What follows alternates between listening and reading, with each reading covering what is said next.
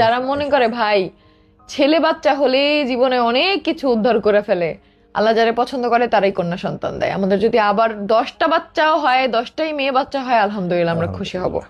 আমাদের কোনো প্রকার কোনো সমস্যা নাই। ছেলে বাচ্চা ধুয়ে ধুয়ে পানি খাওয়া যায় না, বুঝতে পারছো? মেয়ে এবার আমি আগে থেকে বলে রাখলাম ছেলে হবে। চুপ করো, আমি মেয়ে চাই।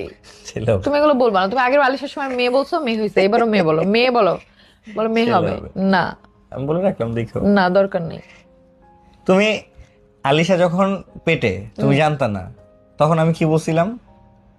তুমি বুঝো না, আমি না বলছো যে মেয়ে হবে, শুরু থেকে বলছো মেয়ে হবে না।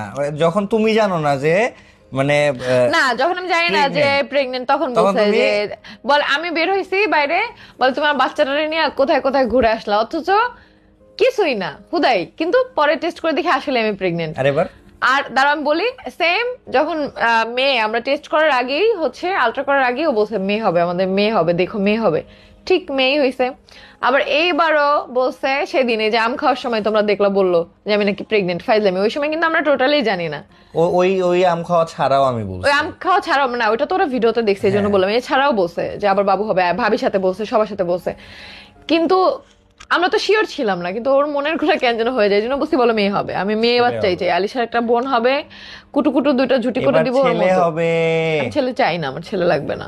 আমার ছেলে বাচ্চার প্রতি ঘৃণা ধরে গেছে এই মানুষের, কিছু মানুষের কন্টেন্ট দেখা যায়। ভাই আহাদের সম্পত্তিটা কোথায়? ওই আহাদের বাপের ওই বাড়িতে, ওইখানে যাইয়া ওই আখি আর হচ্ছে দীপা মিল্লা 2 সন্তান নিয়ে ভাগ করে নিয়ে যাক। ওইটার প্রতি আমাদের বিন্দু পরিমাণ কোনো আফসোস নেই। ওটা তো তখনই আমি বলছিলাম, যখন হচ্ছে দীপা ছিল, তখনই আমি বলছি আমার শ্বশুরকে যে বাবা এটা সম্পূর্ণ আকসার নামে করে দেন। এই সম্পত্তি জায়গা জমি নিয়ে আমার কোনো কিচ্ছু নাই, কারণ আমি এগুলো দেখতে দেখতে বড় হয়েছি ভাই। ওই হঠাৎ করে হ্যাঁ মানে বড়লোক হয়নি, হঠাৎ করে টাকার মুখ দেখিনি। তো এই সম্পত্তি নিয়ে আমাদের কোনো মাথা ব্যথা নাই। যাদের আছে তারা এগুলো নিয়ে ভাবে, ছোটবেলা থেকে সম্পত্তি নিয়ে সেটাই। শোনো, সম্পত্তি নিয়ে ভাবে দেখি তো চুরি করে নিয়ে আসে। টিকা কার্ডটা আমাদের বাসা থেকে নেওয়া হয়েছে, ভাবছি কি এটা আমরা জানি না। আমরা যখন কক্সবাজার, ও তো টিকা কার্ডটা ভুলে রেখে গেছে। কারণ টিকা কার্ড না পারলে তো হচ্ছে জন্ম নিবন্ধন কার্ড করতে পারবে না, তাহলে তো সম্পত্তিও পাবে না। আচ্ছা ঠিক আছে, বাপের কিছু থাকলে না সম্পত্তি পাবে। বাপ যদি আগেই সবকিছু আলিশার নামে করে দেয় তখন কি হবে? ইস, কি হবে এই ছেলের? কি পাবে বলো তো? সম্পত্তি। আমরা যদি সবকিছু আলিশার নামে করি। তো কি করছে, মুক্তাপুরে অনেক রিকোয়েস্ট করছে। মুক্তাপু বলছে যে এই টিকা কার্ডটাই তো দেই। পরে আমার শাশুড়ি মার কাছ থেকে হাতে পায়ে ধরে টিকা কার্ডটা নিছে। ওটা চাইলে আমরা এমনি দিতাম ভাই। কেন কি বলছে মুক্তাপুর কাছে যে ওর 2 দিন পরই টিকা, ওর টিকা কিন্তু এখনো 3-4 মাস পরে। হ্যাঁ আমরা তো জানি 3-4 মাস পরে এখন ওর টিকা। 9 মাসে বা 10 মাসের সময় এই টিকাটা হয়। আলিশার দিলাম না 9 মাসে, ওই টিকাটা এখন ওর 9 মাসের সময়। সে টিকা কার্ড কেন নিছে? তাহলে জন্ম নিবন্ধন কার্ড করতে পারবে, তাহলে সম্পত্তিগুলো পাবে। ভাই এত লোভ মানুষের কিভাবে থাকে অন্যের সম্পত্তির প্রতি?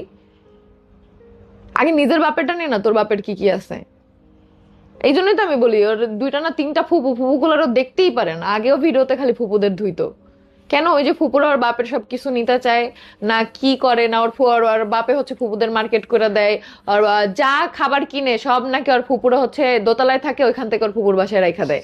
যেটাই কিনে ওর বাপ অর্ধেক নাকি ওই ফুপুর বাসায় রাইখা দেয়। এগুলো কেন বলতো? এখন তো বুঝি হিংসাটা তো ওইখান থেকেই আসছে, যে ফুপু খারাপ খালা ভালো। এখান থেকেই প্রত্যেকটা মানুষের মনে হচ্ছে হিংসা ঢুকে, বুঝছো? আসলে এটা হচ্ছে ফ্যামিলিগত সমস্যা, এটা কোনো একলা সমস্যা হইতে পারে না যে এমনি শিখায় অমনে। আমি তো কোনোদিন ভাই আমার বাপের কি আছে না আছে আমি তো কোনোদিন দেখতে যাই নাই। আমি জানিও না যে ভাগাভাগি হয়েছে বাড়ি নাকি আদৌ হয় না, বা আমার কোন চাচার কি আছে বা কি। তারা সবাই টাকা পয়সা আলা, তারপরও তো কই শেষরামি করে তাদের কাছে কান্দে কেটে কইতে পারলাম না যে আমার একটু খরচ দাও, কোনোদিনও না।